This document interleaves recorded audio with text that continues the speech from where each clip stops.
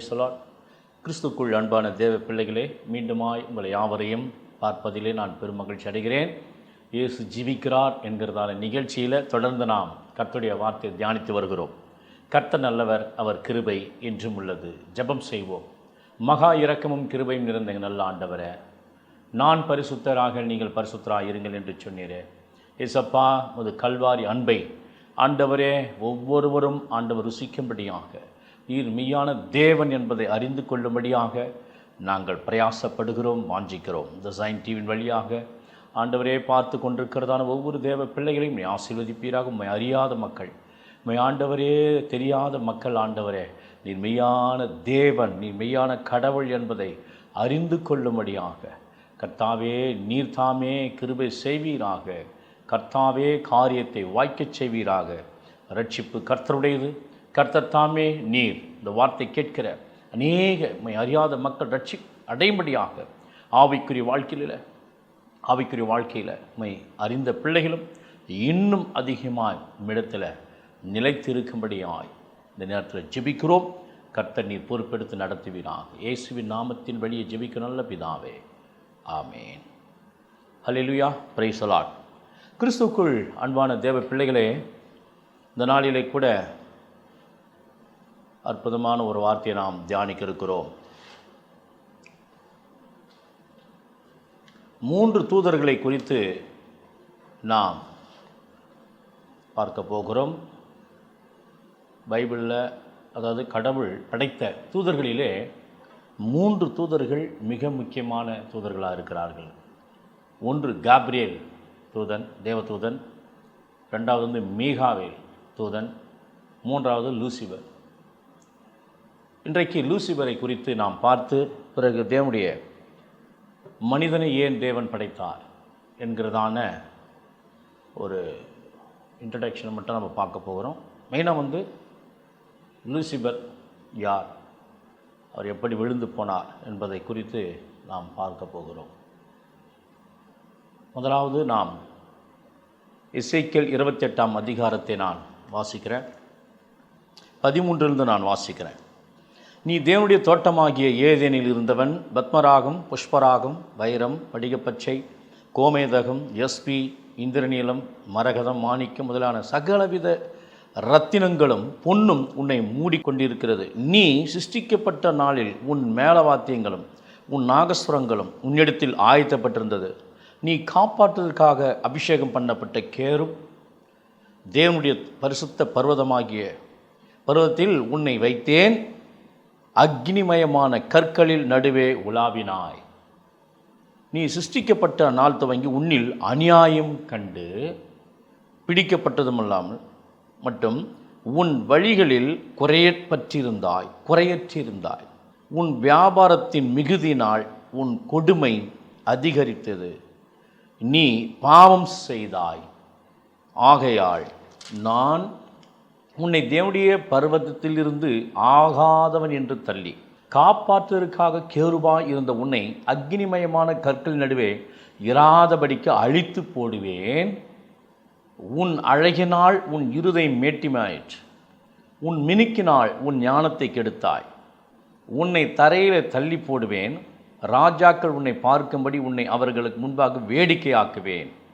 உன் அக்கிரமங்களின் ஏராளத்தினாலும் உன் வியாபாரத்தின் அநீதித்தினாலும் உன் பரிசுத்த ஸ்தலங்களை பரிசுத்த குலைச்சலாக்கினாய். ஆகையால் உன்னை பட்சிப்பதாகிய ஒரு அக்னியை நான் உன் நடுவில் இருந்து புறப்பட பண்ணி உன்னை பார்க்கிற எல்லாருடைய கண்களுக்கு முன்பாக உன்னை பூமியின் மேல் சாம்பலாக்குவேன் என்றார். அன்பானவர்களே, இந்த சம்பவம் மனிதர்களை உண்டாக்கும் முன்பாக, இந்த பூமியை படைக்கும் முன்பாக பரலோகத்தில் நடந்த சம்பவத்தை இங்கே எசேக்கியேல் தீர்க்கதரிசியின் வழியாக நாம் வாசித்து பார்த்தோம். அப்போது யாரை குறித்து இங்கே சொல்லுகிறது என்று சொன்னால், லூசிபர் என்கிறதான தூதனை குறித்து இங்கே சொல்லப்படுகிறது. இன்னும் மேலே 12ஆம் வசனம் பார்த்து, மனுபுத்திரனே, நீ தீரு ராஜாவை குறித்து புலம்பி அவனை நோக்கி கர்த்தராகிய ஆண்டு உரைக்கிறது என்னவென்றால், நீ விசித்திரமாய் செய்யப்பட்ட முத்திர மோதிரம், நீ ஞானத்தினால் நிறைந்தவன், பூரண அழகுள்ளவன். எவ்வளோ அற்புதமாக ஆண்டவர் படிச்சிருக்கார் பார்த்தீங்களா? ஞானத்தினால் நிறைந்தவன் பூரண அழகுள்ளவன். நம்ம ஆண்டவர் தான் பூரண அழகுள்ளவர். ஆனாலும் அவரை போன்று நேசித்து அன்பு செலுத்து அவனை உருவாக்கியிருக்கிறார். காப்பாற்றுவதற்காக படைக்கப்பட்ட கேரும். ஆனால் இன்றைக்கு பிசாசு கீழ்ப்படியாதனால கொல்லுகிறவனாய் மாறிவிட்டான். காப்பாற்றுப்பான்னு சொல்லி படைத்தா அவன் திருடனாக, மோசம் போக்குறவனாக, ஜனங்களை கொல்லுகிறவனாக இருக்கிறதை நாம் பார்க்கிறோம். அப்போ தேவனுடைய தோட்டமாகிய ஏதேன். அப்போது ஏதேன் தோட்டம் இங்கே நம்ம பார்த்தோம், ஆதியாம் 1ஆம் அதிகாரத்தில் நாம் பார்க்கிறோம், கடவுள் படைத்தார். ஆனால் இது பரலோகத்தில் இருக்கிறது. தேவனுடைய தோட்டமாகிய ஏதேனில் இருந்தவன் 12 விதமான கற்களினால் அலங்கரிக்கப்பட்டவன். அப்பாபா, எவ்வளவு ஞானமாக அழகாக படைச்சிருக்கிறார் பார்த்தீங்களா? அந்த 12 விதமான கற்களும்.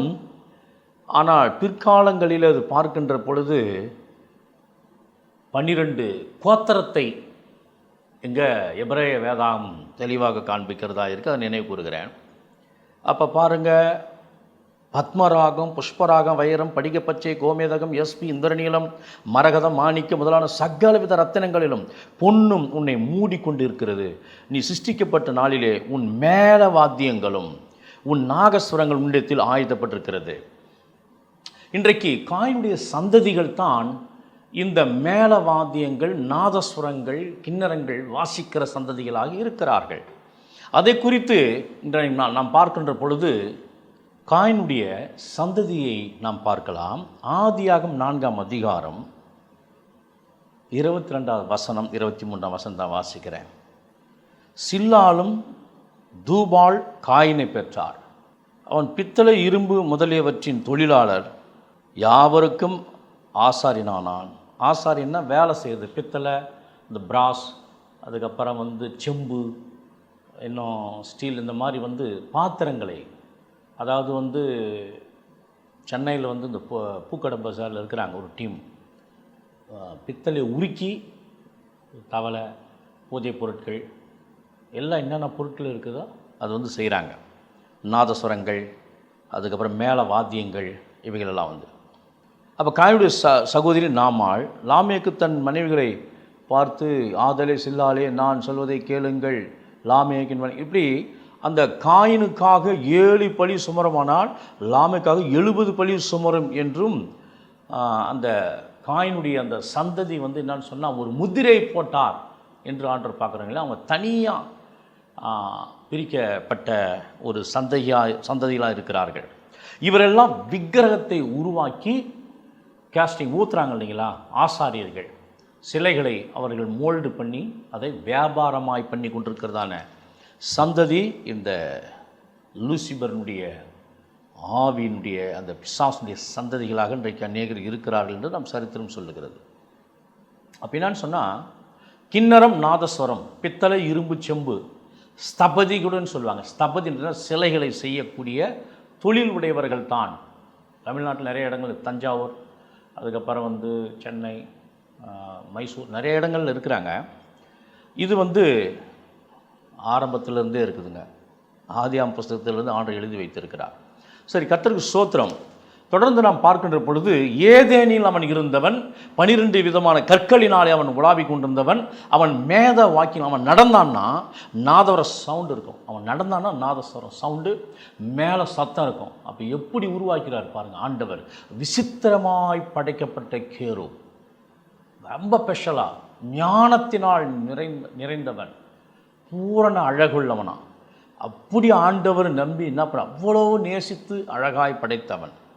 விசேஷமாக அபிஷேகம் பெற்றவன், கடவுளால் அபிஷேகம் பெற்றவன் பண்ணப்பட்டான். அது மாத்திரம் தேவனுடைய பரிசுத்த பர்வதத்தில் அவர் வைத்தார். அவன் இருக்கிற இடமே ஒரு பரிசுத்தமான ஒரு சமூகம், தேவனுடைய சமூகமாக இருந்தது. அது மாத்திரமில்லை, அக்னிமயமான கற்களின் நடுவே உலாவும்படியாக தேவன் அவனை படைத்தார். ஹல்லேலூயா. இப்படிப்பட்ட லூசிபர் தான் அவன் பெரிய ஒரு தவறை செய்கிறதை நாம் பார்க்கிறோம். என்னன்னு சொன்னால், வியாபாரத்தின் மிகுதினால், ஹல்லேலூயா, உன் வழிகளில் அவர் சொல்கிறார், நீ சிருஷ்டிக்கப்பட்ட நாள் துவங்கி உன்னில் அநியாயம் கண்டு. ஹல்லேலூயா. அநியாயம் இன்றைக்கு வியாபாரிகள் அநியாயமாய் பொருட்கள் விற்கிறார்கள். இன்றைக்கு அநியாயமாய் ஃபைனான்ஸ் கம்பெனிங்க என்ன பண்ணுறாங்க, வட்டிக்கு வட்டி என்று சொல்லி வாங்குகிறார்கள். ஜிஎஸ்டி அநியாயமாய் போடுகிறார்கள். இந்த அநியாயன்ற வார்த்தைக்கு நீங்கெல்லாம் பேசலாம். இன்றைக்கு பிசாசு ஜனங்களை அநியாயமாய் கடனை கொடுத்து வஞ்சிக்கிற, அநேகர் அவமானப்படுத்துகிற இந்த அநியாயம் செய்கின்ற ஆவிகள் பிசாசின் ஆவிகள் என்பதை நாம் பார்க்கிறோம். அந்த அநியாயத்தை கர்த்தர் கண்டுபிடிக்கிறார். அவருடைய பார்வைக்கு மறைவானது ஒன்றுமில்லை. அது மாத்திரமில்லை, கண்டுபிடிக்கப்பட்டது மட்டும், உன் வழிகளில் குறையற்று இருந்தாய். தேவனுடைய வழியிலே அவன் போகவில்லை, அவனுடைய வழியிலே குறையற்று இருந்தான். தேவன் சொல்லுகின்ற அந்த வேலை ஒன்று கூட அவன் செய்யவில்லை. உன் வியாபாரத்தின் மிகுதினால் உன் கொடுமை அதிகரித்தது. பிஸ்னஸ் இன்றைக்கு ஃபுல்லாக பயங்கரமாக பிஸ்னஸ் பண்ணுறாங்க. வியாபாரம், பல்வேறு வியாபாரத்தை செய்கிறார்கள். கடத்தல் செய்கிறார்கள், சாராயம் வியாபாரம் பண்ணுகிறார்கள், தங்கம் வெள்ளி, அது மாத்திரமில்லை, இன்றைக்கு நிறைய பிஸ்னஸ் இருக்கிறது. அதை போன்று ஒரு பரலோகத்திலேயே ஆராதனை செய்ய வேண்டிய இடத்துல ஒரு பிஸ்னஸ், அதாவது 1/3 தூதர்களை இவர் தன் பக்கமாக இழுத்து கொண்டு தேவனுக்கு விரோதமாய் கலகம் செய்தான் என்பதை நாம் பார்க்கிறோம். ரொம்ப ஆழமாக பார்த்தோன்னா கலகம் செய்தான். இன்னும் ஆராய்ந்து பார்த்தால் இயேசு கிறிஸ்துவை, தன் சொந்த குமாரனாகிய இயேசு கிறிஸ்துவை பிதாவாகிய தேவன் எல்லா நாமத்திற்கும் மேலான நாமம் இயேசு என்கிற பெயரிலே அவருக்கு அதிகாரத்தை கொடுத்தார். வானலத்தோர் பூலகத்தோர் யாவுடைய முழங்கால் யாவும் முடங்க கடவுது என்பதை, அந்த அதிகாரத்தை கொடுத்ததினாலே இவன் பொறாமை கொண்டு, கவனிக்கணும், எல்லா நாமத்திற்கும் மேலான நாமம் இயேசு என்கிறதான அந்த நாமத்தை பிதாவாகிய தேவன் தன்னுடைய சொந்த குமாரனாக இயேசுக்கு கொடுத்தார். அதை பார்த்த லூசிபருக்கு மிகுந்த பொறாமை கொண்டு அவன் பரலோகத்திலே கலகம் செய்தான். அவன் தன்னோடு கூட சேர்த்து 1/3 தூதர்களை கொண்டு கலகம் செய்வதும் போராட்டம் செய்வதும் அங்கே பரலோகத்தில் மிகுந்த வேதனை உண்டு பண்ணியிருக்கிறான் என்பதை அநேக இடங்களிலே நாம் வாசிக்கிறோம். ஆழ்ந்து நீங்கள் தியானிப்பீர்களானால் இது நடந்தது. ஆனால் கடவுள் தன்னுடைய சொந்த குமாரனை மகிமையாய் அவர் திட்டத்தோடு வைத்தார் என்று சொன்னால், தேவன் அவருடைய தீர்மானம் வித்தியாசமானது. இயேசு என்கிறதான பெயரிலே இந்த உலகத்தை ஆளுகை செய்ய வேண்டும், அவர் இரட்சகர் என்பதும், ஜனங்களை மீட்டு எடுக்கும்படியாகவும் மனிதர்களை உண்டாக்கும்படியாகவும் அநேக திட்டங்களை அவர் வகுத்து வைத்திருந்தார். ஆனால் இவன் அநியாயம் செய்தான். அது மாத்திரமல்ல, அவன் கர்த்தருடைய வழியில் வரவில்லை. உன் வியாபாரத்தின் மிகுதினால் உன் கொடுமை அதிகரித்து நீ பாவம் செய்தாய், தேவனுக்கு விரோதமாய் பாவம் செய்தான். ஆகையால் நான் உன்னை தேவனுடைய பர்வதத்திலிருந்து ஆகாதவன் என்று தள்ளி காப்பாற்றுகிற கேருபாய் இருந்த உன்னை அக்னிமயமான கற்கள் நடுவே இராதபடிக்கு அழித்து போடுவேன். உன் அழகினால் உன் இருதயம் மேட்டிமையாயிற்று. அல்லேலூயா. பார்த்தீங்களா, இன்றைக்கு நிறைய பேர் அழகு என்று சொல்லி பெருமை கொள்ளுகிறார்கள். ஆனால் அழகு வீண் என்று சாலமோன் ராஜா எழுதுகிறார். மாயை மாயை எல்லாம் மாயை. பொன் பொருள் அழகு இவையெல்லாம் வீண் என்று சொல்லுகிறத நாம் பார்க்கிறோம். நான் அடிக்கடிக்கு இந்த பாடல் நான் பாடுவேன்.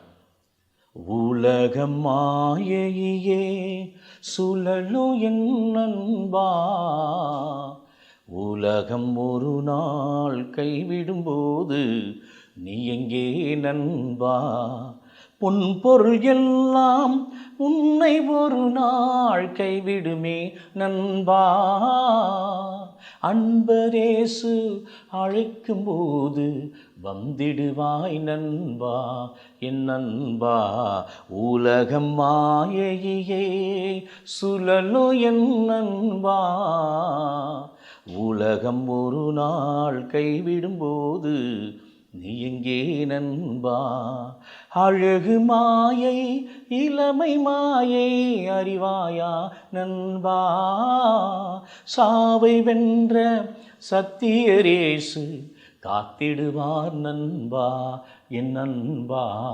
உலகமாயையே. கவனிக்கணும். உன் அழகினால் உன் இருதயம் மேட்டிமையாயிற்று, உன் மினுக்கினால் உன் ஞானத்தை கெடுத்தாய். உன்னை தரையிலே தள்ளி போடுவேன், ராஜாக்கள் உன்னை பார்க்கும்படி உன்னை அவர்களுக்கு முன்பாக வேடிக்கையாக்குவேன். இதெல்லாம் நடக்க போகுது அல்லையா? வேடிக்கை ஆக்க போறார். ஏன்னா நம்மலாம் பார்க்க போகிறோம் அல்லையா என்று சொன்னால் இந்த பூமி பொல்லாங்கங்கள் கொடுக்கப்பட்டிருக்கிறது. ஆனால் பிசாசை சங்கிலினால் கட்டி வைத்திருக்கிறார். விழுந்து போன தூதர்களுக்காகவும் பிசாசுகளுக்காகவும் ஆயத்த பண்ணியிருக்கிற இரண்டாம் மரணமாகி அக்னி கடலிலே பங்கடையும்படியாக தேவன் ஆயத்த பண்ணி வைத்திருக்கிறார். அவனை சார்ந்திருக்கிற பிசாசுக்கு அடிமையாக இருக்கிறவர்கள் மனுஷ சிந்தனையில பாவத்திலே வாழ்ந்து மறிக்கிறவர்கள் அவனோடு கூட இரண்டாம் மரணத்திலே பங்கடைவார்கள் என்பது நாம் பார்க்கிறோம். போன வாரம் நாம் பார்த்தோம். ஆனால் இதற்கு ஆணி வேற மூல காரணமே இந்த பிசாசு லூசிபரன். உன் அக்கிரமங்களின் ஏராளத்தினாலும் உன் வியாபாரத்தின் அநீதத்தினாலும் உன் பரிசுத்த ஸ்தலங்களை பரிசுத்த குலைச்சலாக்கினாய். ஆகையால் உன்னை பட்சிப்பதாகிய ஒரு அக்னியை நான் உன் நடுவில் இருந்து புறப்பட பண்ணி உன்னை பார்க்க எல்லாருடைய கண்களுக்கு முன்பாக உன்னை பூமி மேல் சாம்பலாக்குவேன். அப்போ நம்மெல்லாம் இந்த பார்க்க போகிறோம். கடவுள் நியாய தீர்ப்பை கூறப்போகிறார். ஒரு அக்னியை புறப்பட பண்ணி உன்னை அழிக்க போகிறார். அல்லேலூயா. அதனால தான் பிசாசின் கிரியை அழிக்கவே மனுஷகுமார் உலகம் வந்தார். இழந்து போனதை தேடும் ரட்சிக்கவே வந்தார். ரெண்டு விஷயம். ஒன்று, பிசாசின் கிரியை அழிக்க போகிறார். உன்னை என்னை ரட்சிப்பதற்காக இயேசு வந்தார் என்பதை நாம் பார்க்கிறோம். இன்னும் சொல்லப்போனால் ஏசாயா தீர்க்கதரிசன புத்தகம் 14ஆம் அதிகாரம், அதில் ஒரு சில வசனத்தை நான் உங்களுக்கு வாசித்து காட்டுறேன் பாருங்கள். இதே லூசிபரை குறித்து நாம் பார்க்கிறோம். 14:11 நான் வாசிக்கிறேன். உன் ஆடம்பரமும் உன் வாத்தியங்களும் முழக்கமும் பாதாளத்தில் தள்ளுண்டு போயிற்று. அப்போது பிசாசு என்ன பெருமை என்று சொன்னால், அவன் ஞானத்தினால் நிறைந்தவன், பூர்ண அழகுள்ளவன். அவன் மேலே வாத்தியங்கள், ஒரு ஸ்கொயர் டீமே இருக்குது அவன் கையில். அதனால தான் பார்த்தீங்களா, அவனை வணங்குகிறவர்களுக்கு நிறைய மியூசிக்ஸ் அவன் கையில் அடிமையாக இருக்கிற, அதற்கு அவர் நிறைய மியூசிக்கெல்லாம் சொல்லி கொடுத்துருப்பார். ஆனால் ஆக்சுவலி நம்ம ஆண்டவர் கொடுத்த ஒரு படைப்பு அது, ஞானம். எல்லாவற்றையும் ஆண்டவர் படைத்தார். அது அவருங்க சினிமாவுக்கும் மற்ற விஷயத்துக்கும் அவர்கள் பயன்படுத்தி கொண்டிருக்கிறார்கள். ஆனால் கர்த்தருடைய பிள்ளைங்க வாசிக்கிறத பாருங்கள்.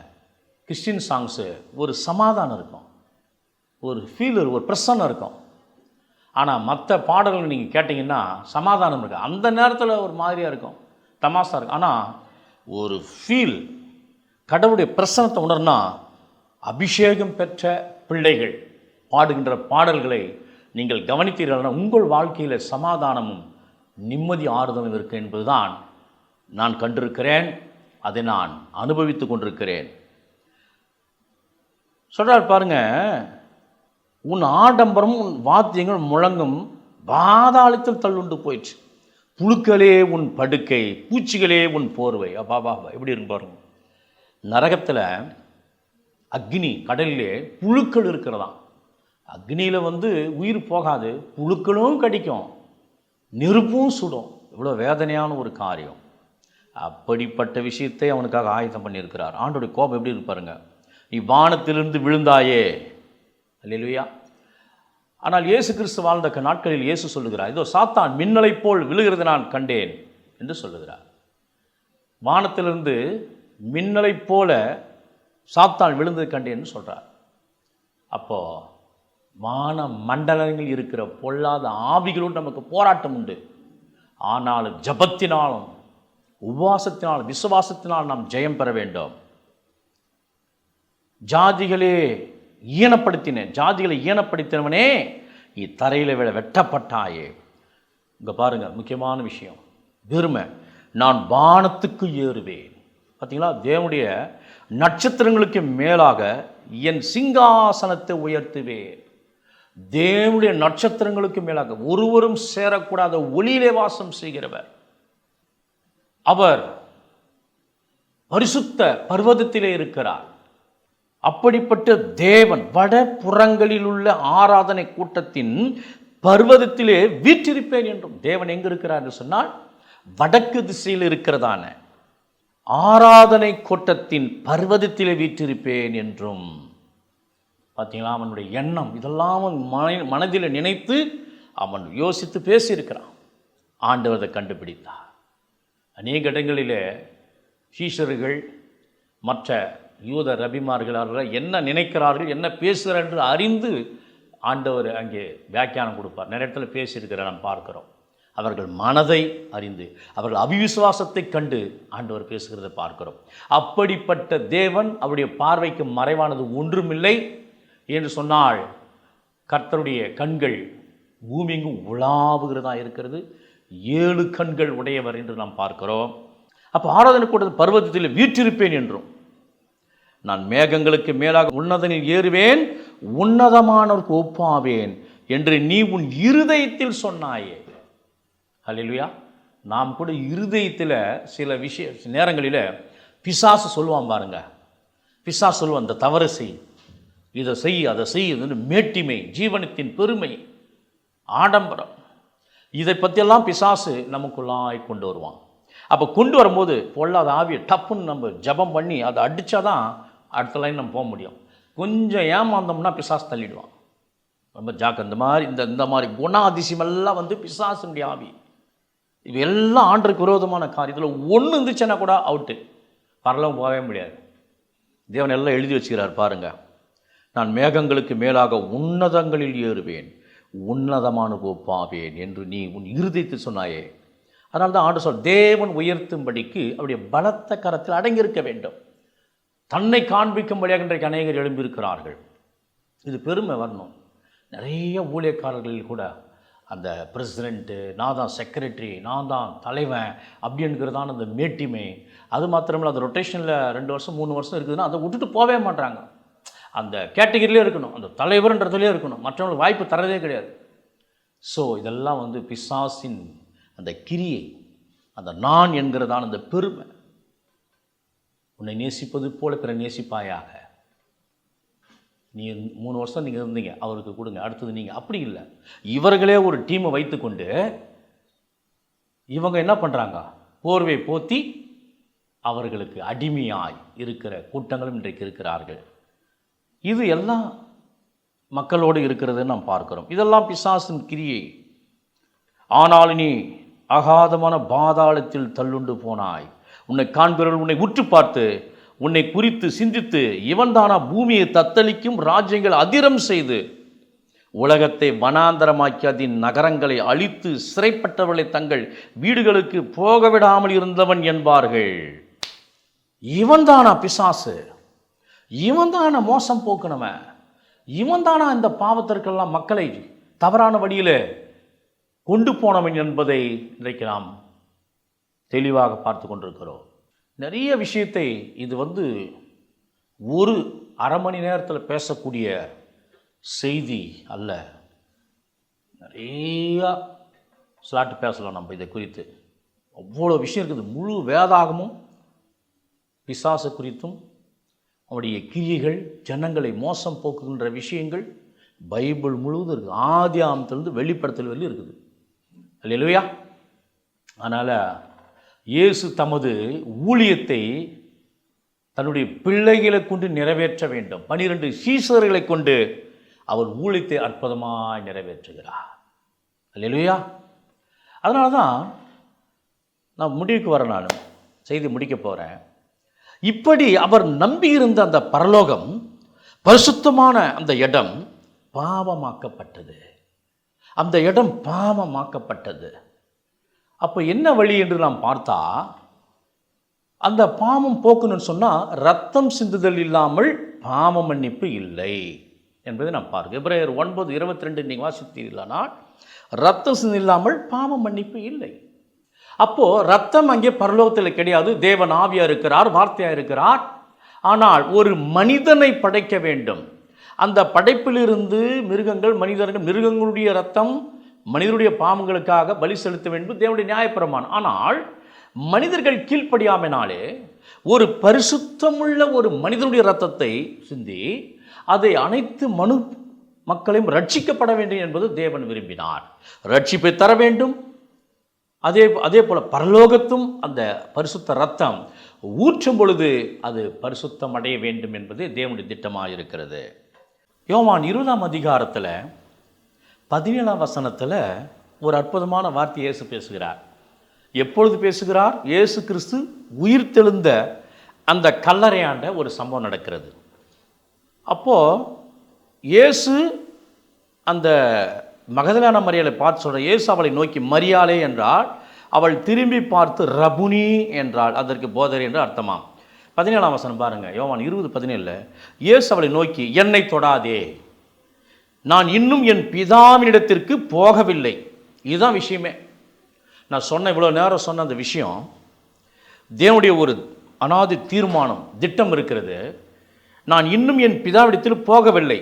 ஏன் என்று சொன்னால், இயேசு கிறிஸ்து கல்வாரி சிலுவையில் அவர் பரிசுத்தமாய் அவர் மரித்து அந்த பரிசுத்த இரத்தத்தை பரலோகத்தில் அந்த பாவம் உருவான அந்த பரலோகத்தில் லூசிபருடைய மேட்டிமை, வியாபாரம், அவன் கெட்ட எண்ணங்கள், இவைகளெல்லாம் பரிசுத்தமாக வேண்டும் என்று சொன்னால், எப்படி பலி செலுத்தும் பொழுது பிரதான ஆசாரியன் அந்த இரத்தத்தை பலிபீடத்தில் தெளிப்பானோ, நம்முடைய பிரதான ஆசாரியர் தன்னுடைய இரத்தத்தை கொண்டு போய் பரலோகத்தில் தெளித்திருப்பார் என்பதுதான் நாம் சிந்திக்க வேண்டும். இதுதான் இயேசு அவளை நோக்கி, என்னை தொடாதே, நான் இன்னும் என் பிதாவிடத்திற்கு ஏறி போகவில்லை. நீ என் சகோதரிடத்திற்கு போய், நான் என் பிதாவிடத்திற்கும் உங்கள் பிதாவிடத்திற்கும் என் தேவனிடத்திற்கும் உங்கள் தேவனிடத்திற்கும் ஏறி போகிறேன் என்று அவர்களுக்கு சொன்னார். பிறகு பாருங்க, அதுக்கப்புறம் தான் 40 நாள் அவர் தரிசனம் இருக்கிறார். அப்போ பரலோகத்திற்கு சர்வ சாதாரணமாக அவர் இறங்குகிறவருமாக இருக்கிறார் என்று சொன்னால், பிதாவை எங்கும் தொழுது கொள்ளுகிற காலம் வரும் என்று சொன்னால், பிதா இங்கும் இருக்கிறார், எங்கும் பரலோகத்தில் அவர் இருக்க முடியும். ஏனால் தேவன் அவர் ஆவியாக இருக்கிறார் என்பதுதான் அற்புதமான ஒரு விஷயமாக இருக்கிறது. அப்போது மனிதனை உண்டாக்க வேண்டும். அப்போது மனுஷகுமாரனை உருவாக்கி, அதாவது தேவதூதனை விட சற்று சிறிய ஒரு சாதாரண மனிதனை கொண்டு பிசாசுங்கிற அழிக்க வேண்டும் என்பதற்காகத்தான் மேசியாவாக இயேசுவை இந்த உலகிலே தேவன் அனுப்பினார். புரியுதுங்களா? அதனால்தான் இயேசு மனிதராகிய நம்மை அவர் படைத்தார். படைப்பின் வழியாக நாம் கடவுளை மகிமைப்படுத்த வேண்டும். அவருடைய கிரிகளை நினைத்து, ஒரு அற்புத அடையாளம் நினைத்து, இவர்தான் உண்மையான தேவன், இயேசு இன்றைக்கும் ஜீவிக்கிறார் என்று சொல்லி நாம் அவரை ஆராதனை செய்ய வேண்டும், துதிக்க வேண்டும், ஜெபிக்க வேண்டும் என்பதுதான் இன்றைக்கு நாம் பார்த்தோம். இன்னும் லூசிபரை குறித்து அநேக காரியங்கள், பிசாசுகளாக இன்றைக்கு அநேக இடங்களில் கிரியை செய்து கொண்டு வருகிறார்கள். கர்த்தர் சித்தமானால் வருகின்ற நாட்களிலே நாம் தியானிப்போம். கர்த்தர் தாமே இந்த வார்த்தைகளை ஆசீர்வதிப்பாராக. அன்பு நிறைந்த நல்ல ஆண்டவரே, அப்பா, விசித்திரமாய் படைக்கப்பட்ட ஆண்டவரே, மோதிரத்தை போன்ற ஆண்டவரே, அதிகாலையின் மகனாகிய விடிவெளியே நீ வானத்திலிருந்து விழ தள்ளப்பட்டாய் என்று சொல்லி லூசிபரை குறித்து நாங்கள் பார்த்தோம். ஆண்டவரே, எல்லாம் விழுந்து போன தள்ளப்பட்ட மூன்றில் ஒரு பகுதி ஆவிகளாக பூமியில் இன்றைக்கு உலாவி கொண்டு மனிதர்களை கெடுத்து கொண்டிருக்கிறதான எல்லா அந்தகார கிரியைகளையும் பொல்லாத ஆவிகளையும் நாங்கள் அப்புறப்படுத்துகிறோம். ஆண்டவரே, ஜீவனுள்ள தேவனே, முது பரிசுத்த ஆவியானவர் எங்களை ஆளுகை செய்து பாவத்தை குறித்து, நீதி குறித்து, நியாயத்தை குறித்து கண்டித்து உணர்த்து இன்றைக்கு எங்களோடு நீ இடைப்பட்டிருக்கா நன்றி. நல்ல வார்த்தையை தெளிவுபடுத்தினதற்காக நன்றி. இந்த வார்த்தையை கேட்ட ஒவ்வொருவரும் ஆண்டவரை ஆசீர்வதிக்கப்படுவார்களாக. ஆண்டவரே, அந்த வார்த்தையின் ஆண்டவரே இவர்கள் உள்ளத்தில் ஆண்டவர் இவர்களை தியானிக்கவும் ஜாக்கிரதை உள்ளவர்களாகவும், ஆண்டவரே உமது பிரசன்னத்தில் எப்பொழுதும் நிலைத்திருக்கிறவர்களாக கூட கர்த்தர் கிருபை செய்வீராக. ஆமாண்டவர், நித்தியத்தை நோக்கி நாங்கள் தொடர்ந்து பரிசுத்தமாக ஜீவிக்க கிருபை செய்யும். உமக்கே மகிமை. இயேசுவின் நாமத்தில் ஜெபிக்கிற நல்ல பிதாவே, ஆமேன். கர்த்தர் தாமே உங்களை ஆசீர்வதிப்பாராக. God bless you.